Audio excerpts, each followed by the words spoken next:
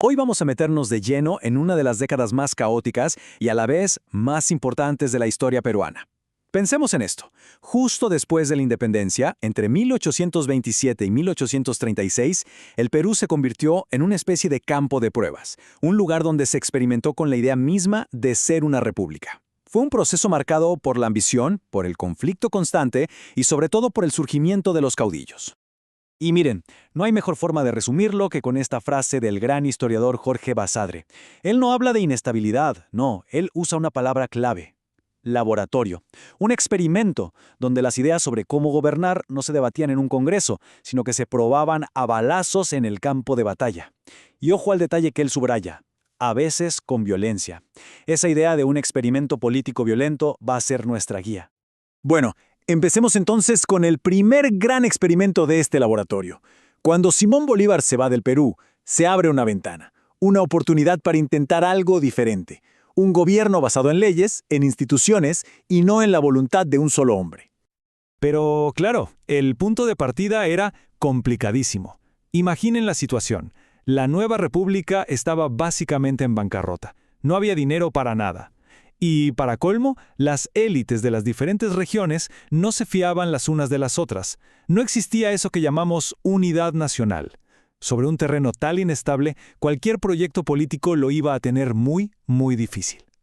Y acá vemos el primer choque de trenes. Por un lado, el presidente electo José de la Mar. Él representaba ese sueño civilista, esa idea de que los civiles mandan y los militares obedecen. Y por el otro lado, el general Agustín Gamarra, un tipo que la tenía clarísima. En ese momento, el poder de verdad no salía de una ley, salía de los fusiles. El resultado era casi inevitable. Gamarra dio un golpe de estado, mandó a la Mar al exilio y dejó bien claro quién mandaba de verdad.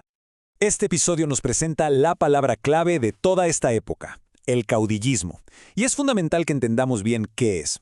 Un caudillo no es solo un general. Es un líder carismático, sí, pero su poder se basa en la lealtad personal de sus tropas.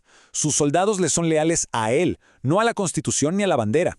Para un caudillo, la ley no es un límite, es una herramienta más. Se usa si conviene y se ignora si estorba. Con la caída de la Mar, se acabó el experimento civilista. Ahora entramos de lleno en otra fase, la del puño del caudillo, la era del poder militar sin disimulos.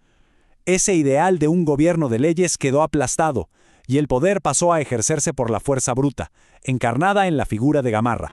¿Y qué hizo Gamarra durante su gobierno, que fue uno de los más largos de esa época? Pues un manual de autoritarismo. Primero, fortalecer al ejército, su base de poder. Segundo, centralizar todo en Lima para tener bien controladas a las regiones.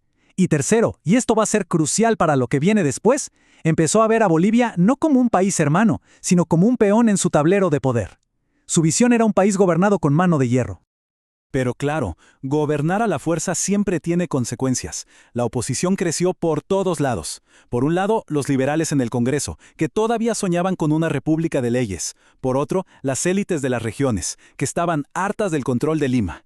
Gamarra logró, casi un milagro para la época, terminar su mandato, pero lo que dejó fue una olla a presión a punto de reventar. Y esa olla a presión, pues, explotó. Vaya que sí explotó. En el mismo instante en que Gamarra dejó el poder, todas las tensiones que él había reprimido con mano dura salieron a la superficie de golpe. El país entró en una espiral de anarquía que desembocó, como no podía ser de otra forma, en una guerra civil. ¿Y cuál fue la chispa que encendió todo? Una elección.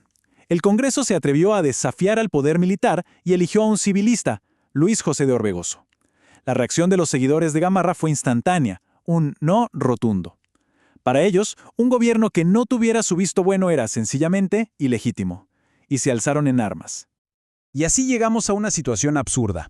En 1834, el Perú tenía dos presidentes, así como suena. Por un lado, Orbegoso, el presidente legal con el apoyo de los que creían en la Constitución.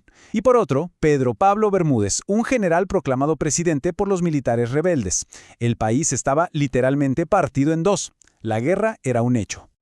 Pero entonces pasó algo realmente increíble, algo que nadie se esperaba. La guerra no terminó con una gran batalla sangrienta, no. En un evento que pasó a la historia como el Pacto de Maquiñuayo, las propias tropas del bando rebelde, en medio del campo de batalla, dijeron basta. Se negaron a seguir luchando contra sus compatriotas. Fue un momento extrañísimo, en el que los soldados de a pie impusieron la paz por encima de sus generales. Lástima que esa paz duró un suspiro. El caos volvió y con más fuerza. Apenas unos meses después de ese pacto, con un presidente Orbegoso muy debilitado, aparece en escena un personaje nuevo. Un general jovencísimo, de solo 29 años, ambicioso como pocos, Felipe Santiago Salaverry. ¿Y qué hace? Da su propio golpe de Estado y se autoproclama jefe supremo del Perú. Así, sin más, la anarquía total. Todo este desastre interno, esta incapacidad de los peruanos para ponerse de acuerdo, estaba preparando el escenario para el acto final, el más dramático de toda la década. Porque cuando un país no puede gobernarse a sí mismo, a veces la solución viene de afuera, y esa solución iba a cambiar el mapa de Sudamérica. A ver, pongámonos en los zapatos de Orbegoso, el presidente legal. Legal sí, pero sin poder real. Salaverry controlaba casi todo el país, el ejército no le hacía caso, su presidencia era un título vacío. Estaba totalmente acorralado. ¿Qué podía hacer? ¿Qué opción le quedaba sobre la mesa?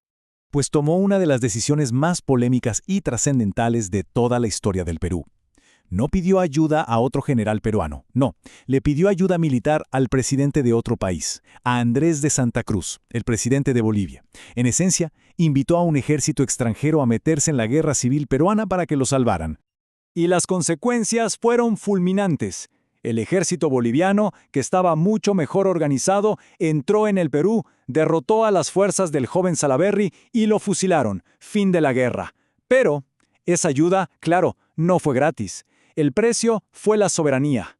Orbegoso fue restituido como presidente, sí, pero solo para tener que entregarle todo el poder real a su salvador, a Santa Cruz. Y así llegamos al resultado final de este laboratorio de 10 años. La República del Perú, tal y como se conocía, dejó de existir. Santa Cruz la disolvió, la partió en dos nuevos estados, el norperuano y el surperuano, y los unió a Bolivia para crear su gran proyecto político, la Confederación Perú-Boliviana. El caos interno había llevado no solo a una guerra, sino a la desaparición del país. Y todo esto nos deja con una pregunta final para reflexionar. Al mirar hacia atrás, a esta década de caos, ¿qué es lo que vemos? ¿Vemos simplemente el fracaso de una nación destruida por la ambición de unos pocos? ¿O fue, como sugería Basadre, un parto? Un nacimiento violento, doloroso, sí, pero quizá necesario para forjar a golpes una identidad política. Es una pregunta que, la verdad, nos dice tanto del pasado del Perú como de su presente.